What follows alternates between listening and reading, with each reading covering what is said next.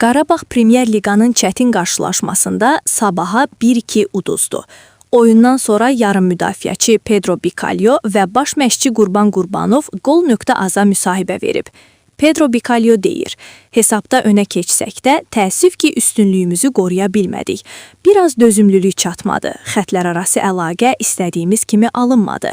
Amma bunlar düzəldiləsi məsələlərdir, müəyyən qədər zaman lazımdır.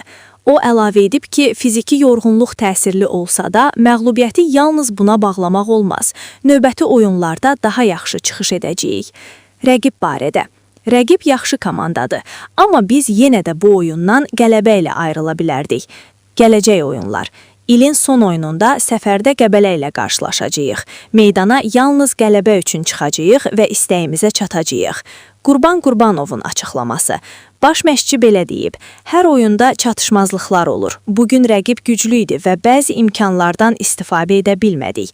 Komanda üzərində işləyəcəyik və növbəti oyunlarda səhvləri aradan qaldıracağıq. Qurbanov həmçinin vurğulayıb ki, Premyer Liqada heç bir oyun asan deyil və əsas məqsəd komandada sabitliyi qorumaqdır. Oxucuya sual, sizcə Qarabağ ilin son oyununu qələbə ilə başa vuracaq?